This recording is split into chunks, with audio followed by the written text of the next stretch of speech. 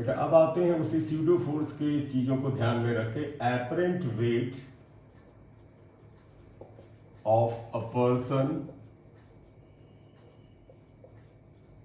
In a lift. Lift accelerate होगी, पूरा डालना तो लिख दो, in an accelerated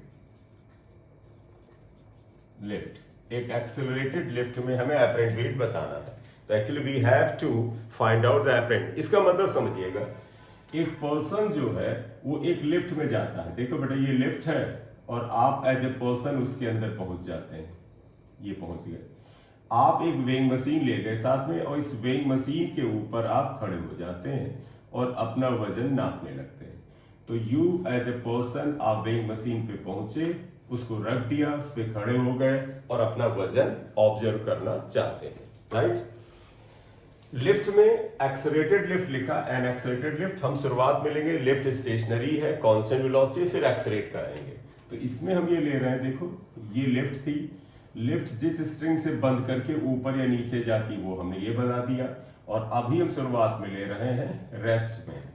lift is at rest का मतलब वेलोसिटी जीरो है। तो हम इसका पहला केस लेंगे, if lift is at rest. Lift rest में है। अब ऑब्जर्वेशन देखिएगा दोनों का, एक तो ये बंदे का खुद का ऑब्जर्वेशन है, पर्सन ए मान लीजिए, ये इस लिफ्ट के अंदर लिफ्ट रुकी हुई है, यानी ये भी इनर्शियल फ्रेम ऑफ रेफरेंस है। एक पर्सन हम यहां ले लेते हैं जो बाहर, ये ग्राउंड पर है, पर्सन बी ग्राउंड पर है।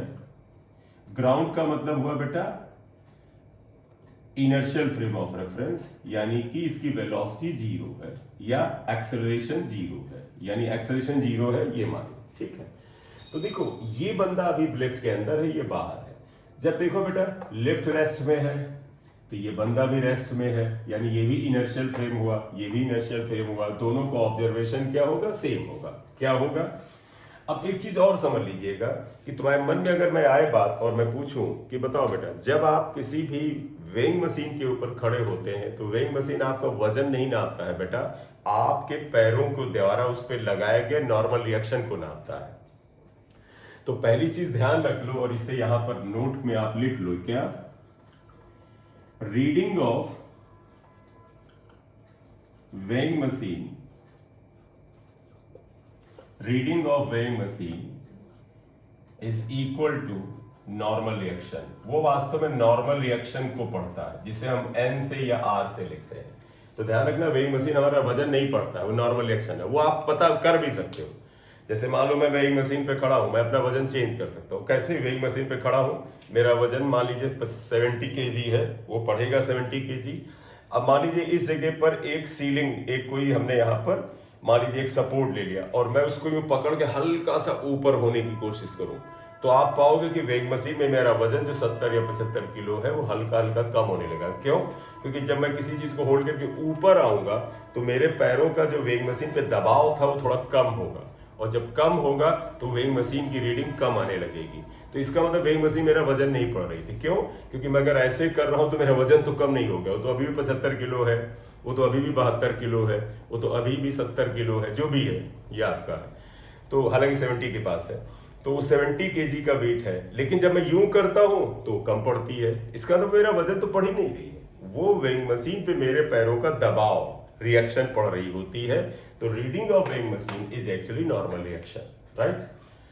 अब आपको पता करना है कि what is the reading of weighing machine, तो हमें नॉर्मल रिएक्शन पता करना है। देखो ये पर्सन ए है, इसका वेट इसके सेंटर ऑफ मास पे नीचे लगेगा, इसके पैरों की वजह से ये नीचे नॉर्मल रिएक्शन लगाएगा, उसी का या नीचे की ओर दबाव लगाएगा, उसी का रिएक्शन मशीन ऊपर की ओर लगे एन लगाएगी।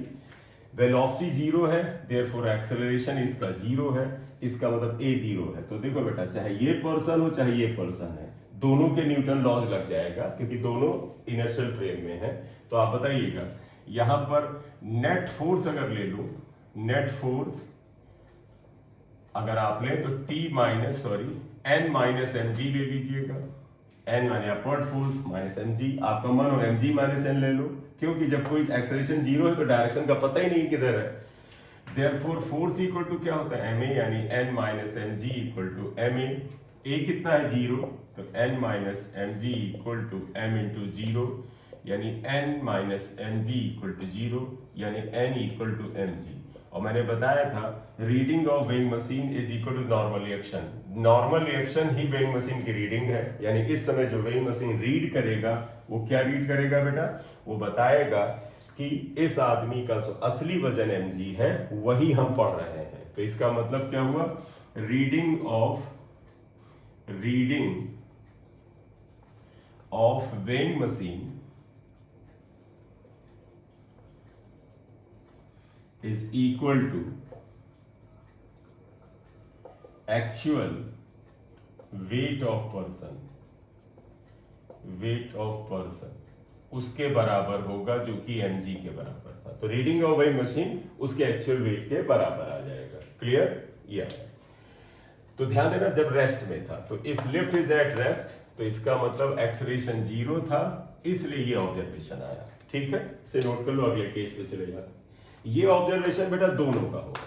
देखो इसको तो पता है, इसको पता है इस आदमी का वजन mg है, तो ये तो कहेगा यार mg वजन का आदमी गया है तो इसको थोड़ा फर्क पड़ता जाएगा। हमें पता है मेरा दोस्त लिफ्ट में गया है, लिफ्ट ऊपर या नीचे जा रही है, मुझे बताया गया कि भाई उसका वजन 50 किलो है। अगर ये 50 किलो है तो मुझे तो पता ही है ये 50 किलो है, मैं ये थोड़ा कहूंगा कि भाई बदल गया है। इसे बदलाव नजर आएगा क्योंकि वो मशीन में रीडिंग पढ़ेगा और जो रीडिंग दिखेगी वो उस पर यकीन करेगा कि यार ये हो रहा है। तो जब velocity 0, acceleration 0, reading of weighing machine इस आदमी के असली वजन के बराबर आ रही है। केस 2, इफ लिफ्ट, अगला हम ये लेते हैं, देखो बेटा, इफ लिफ्ट मूव्स अपवर्ड्स और डाउनवर्ड्स, चाहे ऊपर जाए चाहे नीचे जाए, देखो अपवर्ड्स और डाउनवर्ड्स विद कांस्टेंट वेलोसिटी। तो असल में आप बताइएगा, जब वेलोसिटी कांस्टेंट होती है यानी v इक्वल टू कांस्टेंट होगा तो एक्सेलरेशन क्या होता है, a 0 होगा। तो आप देखिएगा that is a equal to 0। तो केस तो पिछले वाला आ गया। देखो ये चाहे ऊपर जाए चाहे नीचे जाए, मान लीजिए ये ऊपर जा रहा था, वेलोसिटी इसकी कांस्टेंट थी, अब रेस्ट में नहीं था, वेलोसिटी इसकी कांस्टेंट थी, ये तो एक्सेलरेशन 0 हो जा रहा है। तो अगर मैं कहूं net upward force equal to n minus m g, therefore n minus m g equal to क्या होता है, ma। तो n minus m g equal to m into a 0 है बेटा, क्योंकि वेलोसिटी कांस्टेंट हो जब acceleration 0, n equal to m g. यहां पे भी रिजल्ट सेम होगा, क्या, reading of weighing machine is same as that of the weight of the person, right? इसे नोट कर लो, यहां तक चीजें नहीं बदलेंगी क्योंकि ये भी non accelerated frame of reference है, एक्सेलरेट नहीं हो रहा है, ये भी नहीं हो रहा है, यानी दोनों इनर्शियल में है, राइट? हो गया हो, 2 सेकंड का और टाइम ले लीजिए, फिर इसमें अगला केस करते हैं, राइट? चलिए अब आ जाते हैं कि तीसरा केस, और यहां से चीजें जो होंगी वो थोड़ी सी ऊपर जाएंगी, और वो क्या है, केस 3। केस 3 हम ले रहे हैं, इफ लिफ्ट मूव्स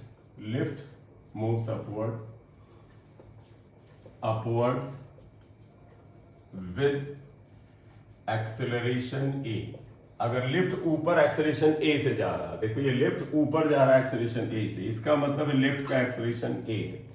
और अगर लिफ्ट का एक्सेलरेशन a है, आप ध्यान देना तो आप बड़े गौर से देखिएगा, यहां पर अगर मैं इसका ऑब्जर्वेशन करूं, अब आप कहोगे सर इसका ऑब्जर्वेशन भी इसके जैसा ही आएगा अगर ये स्यूडो फोर्स लगा दे, तो आपकी चॉइस है। मैं अगर इसके अकॉर्डिंग बात करूं, इसके अकॉर्डिंग बात, तो आंसर तो हम सेम ले आएंगे। याद करो जहां पर टेंशन वाला किया था कि इसके अकॉर्डिंग नहीं आ रहा था, तो यहां पर क्या होगा आप देखिएगा क्या आएगा।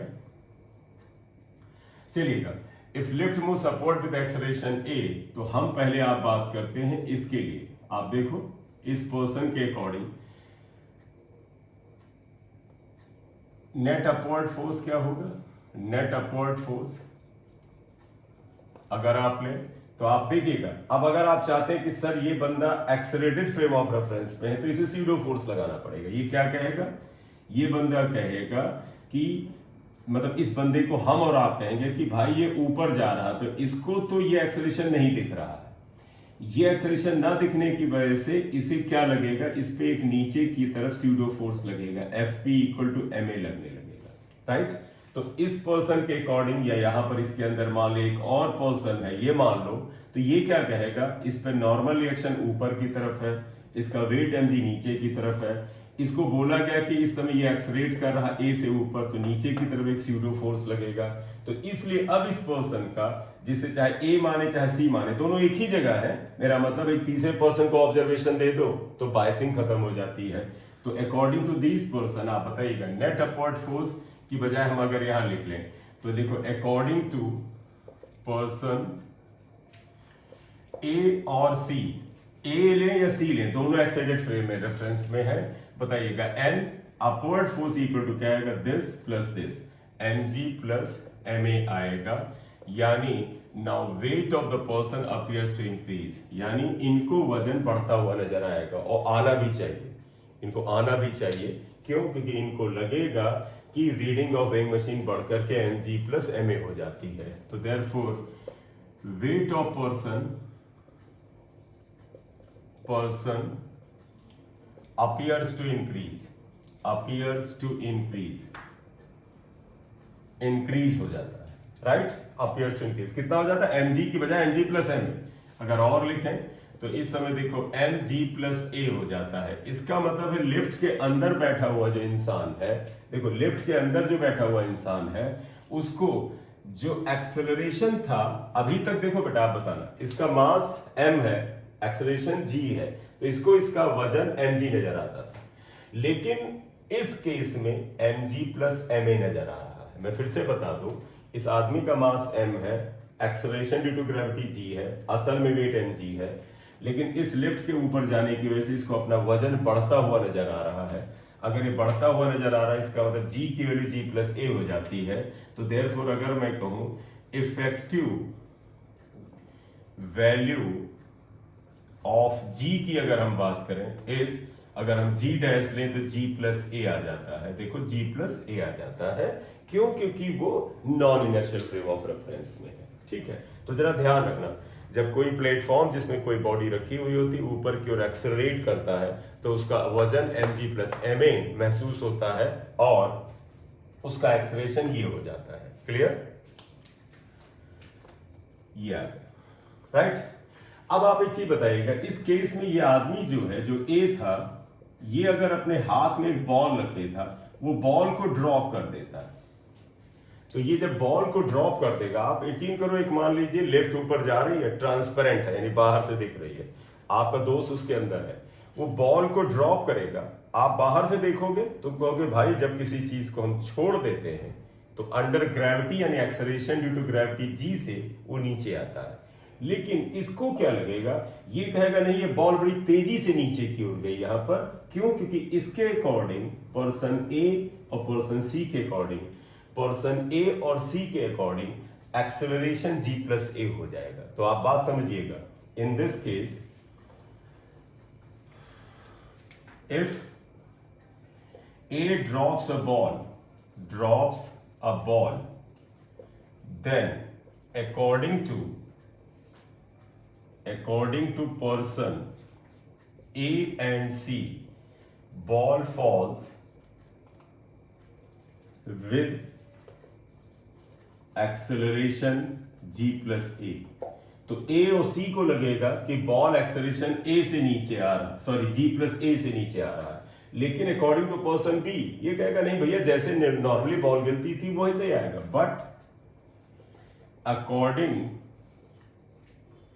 To be ball falls freely under gravity, ये ग्रेविटी के अंदर फ्रीली गिरती है, that is g dash equal to g. इसके अकॉर्डिंग जी डैश और जी दोनों सेम होंगे। क्लियर?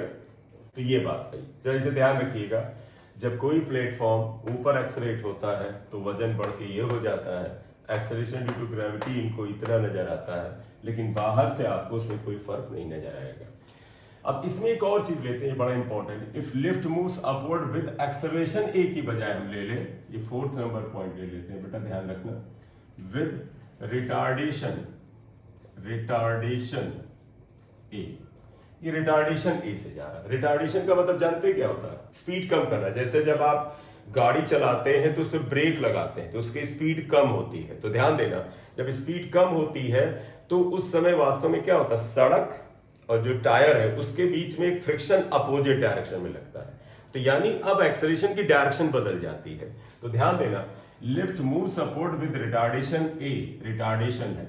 अब अगर एरो इसका ऊपर रखना चाहते हो तो माइनस ए करो, और अगर तुम कहते हो नहीं, रिटार्डेशन का मतलब लिफ्ट अब रुकना चाहती है, रुकने का मतलब है कि आप डाउनवर्ड एक एक्सेलरेशन लगा रहे हैं, तो या तो तुम फिर डाउनवर्ड एक्सेलरेशन लगा दो। रिटार्डेशन का मतलब एक्सेलरेशन या तो डाउनवर्ड है, यानी जिधर मोशन हो रहा था, ध्यान रखना मोशन अपवर्ड है, लिफ्ट वॉज मूविंग अपवर्ड, लेकिन ब्रेक लगा के उसकी गति को कम किया जा रहा है। ठीक है, तो रिटार्डेशन में आपकी चॉइस है। आप चाहें अगर ये भी एरो ऊपर लेना चाहते हैं तो फिर आप इसको माइनस में लिखें।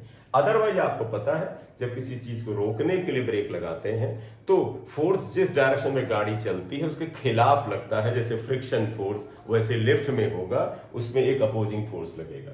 तो रिटार्डेशन का मतलब डाउनवर्ड लगेगा। अब बताइएगा, according to person A and C, आप बताओ बेटा, तुम्हें पता है स्यूडो फोर्स का कंसेप्ट क्या कहता है? स्यूडो फोर्स का कंसेप्ट होता है जिधर एक्सेलरेशन होता है उसके अपोजिट आपको फोर्स लगता है। तो देखो एक्सेलरेशन डाउनवर्ड है तो इस आदमी पर ऊपर की तरफ एक फोर्स लगेगा। देखो इसका नॉर्मल रिएक्शन एन ऊपर था, फोर्स ऊपर की ओर लगेगा, F P equal to m a. Clear? ये तो आप देखिएगा एन क्या आ जाएगा, देखो एन प्लस एम ए, तो देयरफॉर अकॉर्डिंग टू पर्सन ए और सी क्या आएगा, देखो ये और ये क्या कहेंगे कि ऊपर वाले फोर्सेस का टोटल नीचे के बराबर होगा। यानी क्या आएगा, एन अपवर्ड है, f p m a upward है, एम जी डाउनवर्ड है। ये तो इसका मतलब n equal to m g minus m a होगा, ये नजर आएगा। कुछ x3 आप ये क्वेश्चन लिख लें। तो आप बात समझिएगा, लिफ्ट ऊपर जा रही थी, पहले वो अपनी गति को बढ़ा रही थी, अब लिफ्ट जो है अपनी गति को घटा रही है। तो जब घटाने का मतलब एक्सेलरेशन नीचे लगाओ, स्यूडो फोर्स तुम्हें पता जिधर एक्सेलरेशन उसके खिलाफ लगता है, ये ऊपर जाएगा, तो इसलिए इसको वेट कम होता हुआ नजर आएगा। तो weight of the body appears to decrease, weight of person appears to decrease लिख दोगे, डिक्रीज होगा। कॉमन ले लें तो mg माइनस एम ए होगा। Effective acceleration is g minus a, ये आ जाएगा, x4 लिख लीजिएगा। If A drops a ball then, अब इस स्थिति में अगर ए एक बॉल को ड्रॉप करेगा, ध्यान रखना ये मोशन की डायरेक्शन है, ए अगर एक बॉल को ड्रॉप करेगा तो इसको लगेगा ये बॉल g माइनस ए से नीचे आ रही है, then falls g minus a, but according to B ball falls under gravity, यही रहेगा। ठीक है, तो जो बेटा ये वेट वगैरह में जो परिवर्तन नजर आ रहे हैं, ये किसको नजर आएंगे? ये नजर आएंगे उस पर्सन को जो कि लिफ्ट के अंदर है, क्योंकि लिफ्ट का एक्सेलरेशन है, ग्राउंड वाले को कोई चेंज नहीं नजर आएगा। क्लियर? तो ये केस नंबर 4 हो गया। चलिए अब एक नेक्स्ट केस आ जाते हैं। देखो 5 नंबर केस आ जाते हैं। इफ लिफ्ट मूव्स अपवर्ड की बजाय आप डाउनवर्ड कर देते हैं, तो जरा ध्यान दीजिएगा, मैं इसको क्लियर कर दूं, क्लीन कर दूं। चलो हटा के दूसरा डायग्राम बना लेते हैं। देखो हम यहां क्या लेने जा रहे हैं। देखो if lift moves downwards with retardation की बजाय एक्सेलरेशन कह रहे हैं, विद एक्सेलरेशन ए, तो लिफ्ट देखो ये है, हम इस लिफ्ट को ये ऐसे बना लेते हैं, ये आया लिफ्ट,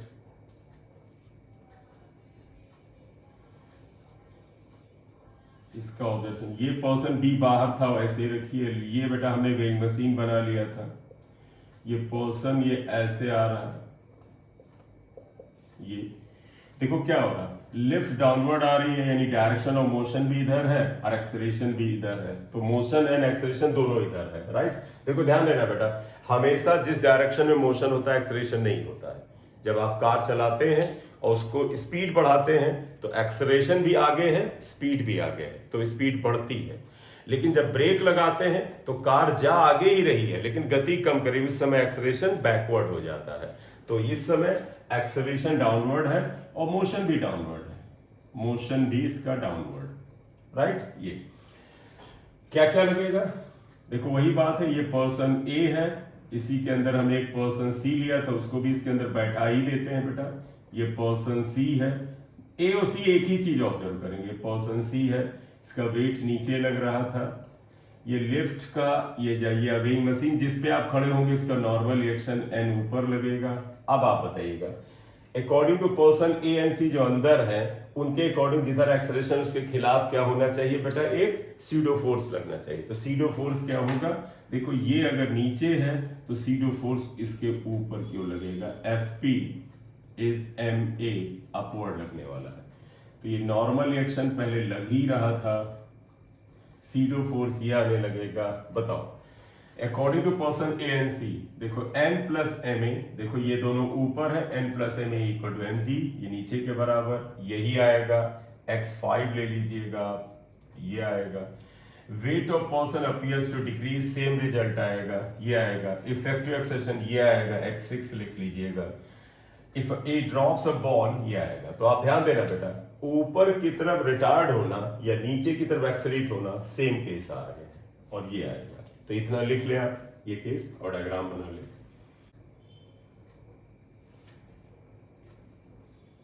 करेक्ट। तो ये केस 5 था, lift moves downward with acceleration a. अब अंदाजा आपको मिल गया होगा कि केस नंबर 6 हम क्या लेने जाए, lift move downward with retardation A. Retardation A retardation से जा रहा है। अब आप बताइए नीचे जा रहा है, रिटार्ड हो रहा है, तो इसका तो डायरेक्शन तो नीचे की तरफ ही है क्योंकि डाउनवर्ड मूविंग। रिटार्डेशन है तो तुम्हें पता है रिटार्डेशन जिस तरफ गति होती है उसके खिलाफ लगता है, तो इसका मतलब है एक्सेलरेशन आप ऊपर लगा लो तभी रिटार्डेशन होगा।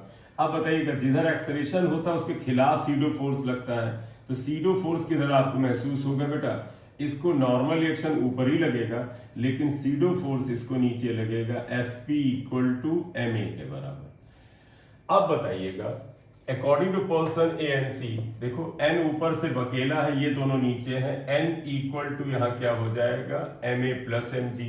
इसका मतलब n equal to m g plus m a, इसे x7 लिख लीजिएगा, ये आएगा। Weight of person appears to increase आ जाएगा, इंक्रीज आ जाएगा, ये इतना हो जाएगा। इफेक्टिव वैल्यू इतनी आ जाएगी, x8 लिख लीजिएगा, राइट। जो भी आपको दिखता जाए, ये आया तो g प्लस ए आएगा।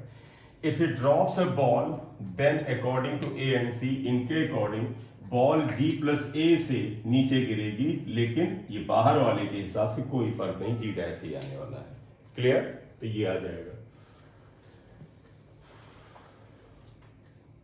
इसे नोट कर लो बेटा। Take few minute, a few seconds।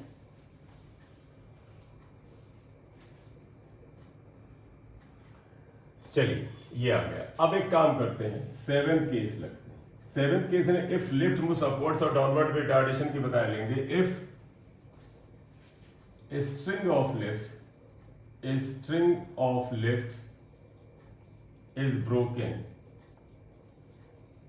String of lift is broken, बेटा इसकी रस्सी काट दी जाती है। तो आप जरा सा देखिएगा, अब मैं इसको फिर से अगर बना दूं,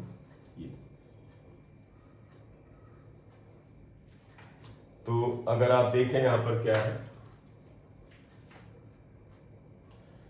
ये स्ट्रिंग है, लिफ्ट था ऐसे, इसके अंदर हमने 2 पर्सन डाल दिए थे। एक पर्सन वेइंग मशीन पे है, वो वजन नाप रहा है अपना, ये ए था पर्सन, और ये सी था, ये पर्सन सी था, ये सी है, राइट।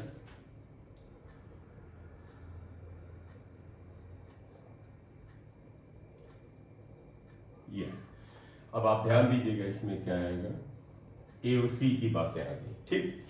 देखिएगा स्ट्रिंग इज ब्रोकन, अगर आप इसे तोड़ दें तो आप बताइएगा जब रस्सी टूटेगी तो ये लिफ्ट नीचे की ओर ही आएगी और इसका एक्सेलरेशन जो होगा जी के बराबर होगा। जब कोई चीज बताए फ्री फॉल ऐसे ही छोड़ दी जाए तो अंडर ग्रेविटी ही आता है, ए इक्वल टू जी के बराबर ही होने वाला है। क्लियर। अकॉर्डिंग टू पर्सन ए और सी, अब आप देखिए क्या आएगा, ए या सी के अकॉर्डिंग आइए। चलिए जो अंदर है, पहला ध्यान देना, वेट एम जी नीचे, नॉर्मल रिएक्शन ऊपर, ये आएगा। और जब वो फ्री फॉल नीचे कर रहा है तो मैं चाहता हूं कि अगर आप देखो ये नीचे की तरफ आ रहा है तो जिधर एक्सेलरेट होगा उसके खिलाफ इसे एक सीडो फोर्स लगेगा, Fp इक्वल टू mg के बराबर सीडो फोर्स, ma के बराबर लगेगा। चलो ma लिख लो, बाद में a को g कर लेंगे। तो देखोगे इनके अकॉर्डिंग क्या आएगा, देखो इनके अकॉर्डिंग ये नॉर्मल रिएक्शन और Fp का सम क्या होगा, mg के बराबर।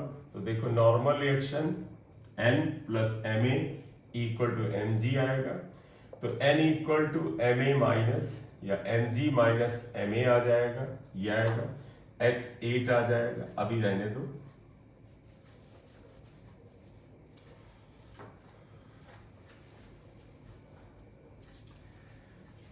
बट तो पता है कि a और g बराबर है, देखो a और g बराबर है, a इक्वल टू g के बराबर है, तो इसलिए n equal to mg minus ma में ये कैंसिल हो जाएगा, तो नॉर्मल रिएक्शन 0 आ जाएगा।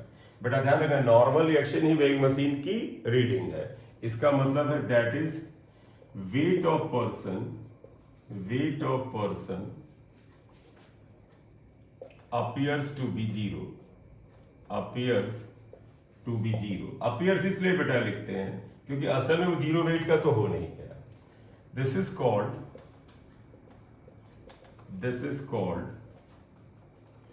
स्टेट ऑफ वेटलेसनेस, इसे स्टेट ऑफ वेटलेसनेस कहते हैं, यानी भारहीनता की अवस्था। आपको अपना भार ही नहीं नजर आ रहा है, लेफ्ट में स्टेट ऑफ वेटलेसनेस करते हैं। इस समय ये पर्सन ए, बेटा ध्यान देना, अगर कोई बॉल यहां पर छोड़ दे तो बताइएगा इसको, अगर आप देखो g की वैल्यू कितनी यहां नजर आ रही है, देखो g कैंसिल हो गया, तो यहां पर that is g dash equal to actual में यहां 0 हो गया है। देखो इफेक्टिव वैल्यू क्या हो गया, g माइनस a, और g और a दोनों सेम था, यानी g डैश 0 हो गया। बेटा ध्यान रखना, वेटलेसनेस में भार का 0 होने का मतलब m तो 0 होगा नहीं, क्योंकि भार होता है mg, हर चीज का एक अपना मास है, उसे तो हटाया नहीं जा सकता। इसका मतलब g 0 यहां पर फील हो रहा होगा, इसलिए यहां पर g की वैल्यू आपको 0 फील होगी, इसलिए वेट आपको 0 नजर आएगा, राइट। इस समय ये अगर एक बॉल को ड्रॉप कर दे तो ये बॉल जानते हो इसके रेस्पेक्ट में हवा में तैरती रहेगी, तो यहां पर अगला क्या आएगा, appear to be 0, that is g dash equal to g, right। if अगर आप यहां पर लें, if a drops a ball then it starts floating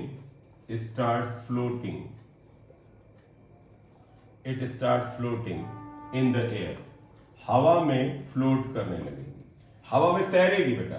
क्यों, क्योंकि जी से ये भी गिर रहा है, जी से लिफ्ट भी गिर रही है, जी से मशीन भी गिर रही है, और जी से बॉल भी गिरेगी।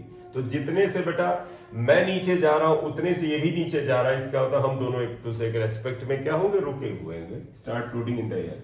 लेकिन बाहर वाला क्या कहेगा, वो तो कहेगा यार लिफ्ट नीचे आ रही थी, बॉल भी नीचे आ रही थी। बाहर वाले के हिसाब से बॉल अंडर ग्रेविटी जी से ही नीचे आ रही है। तो आगे आप इसमें लिखें, but according to person b ball falls freely under gravity, ये फ्रीली अंडर ग्रेविटी ही गिर रही है, falls freely under gravity, clear, ये आएगा। तो अंडर ग्रेविटी ही नीचे गिर रही है, इतनी बात है, क्लियर। ये इतना आया, ये हुआ। एक केस और बनता है, सबको बेटा एक बार अच्छे से रिपीट कर लीजिएगा, रिवाइज कर लीजिएगा। सिर्फ लिफ्ट ही नहीं बेटा, सिर्फ मशीन ही नहीं, अंदर कोई चीज हैंग कर दी जाए, रिजल्ट सेम होंगे।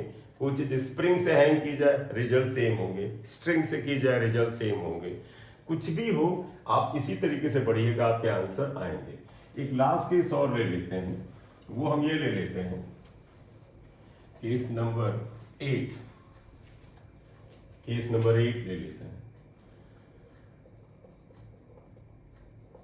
If lift moves downwards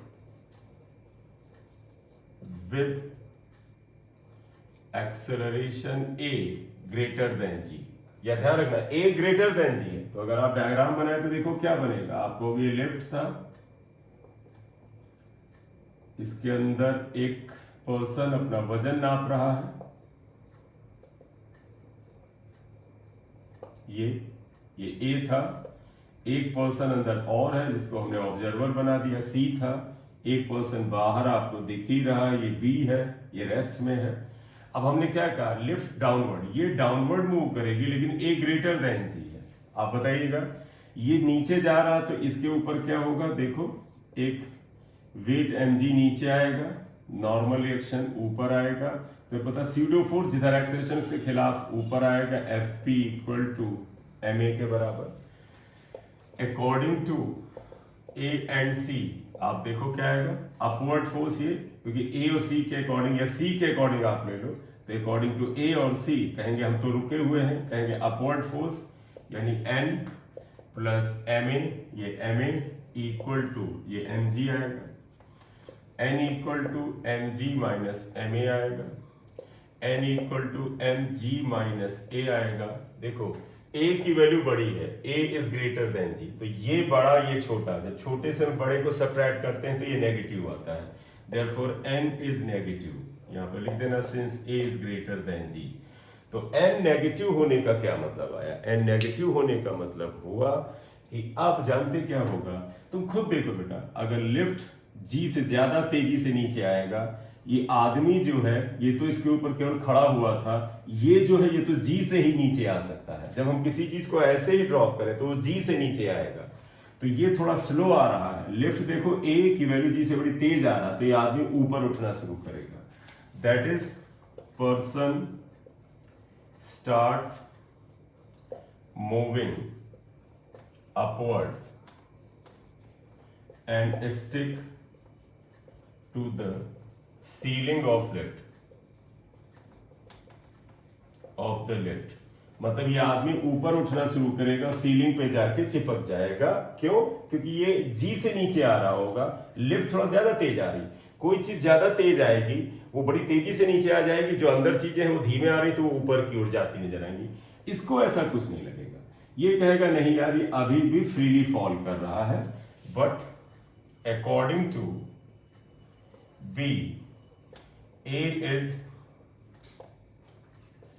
falling freely under gravity। इसको ऐसा कोई परिवर्तन जी इसी से फॉल करेगा या तो ये बेटा इनर्शियल और नॉन इनर्शियल फ्रेम के ऑब्जर्वेशंस हैं, इंपॉर्टेंट है, यहां से क्वेश्चंस रहते हैं, एक दो क्वेश्चन हम भी करा भी लेंगे। Thank you.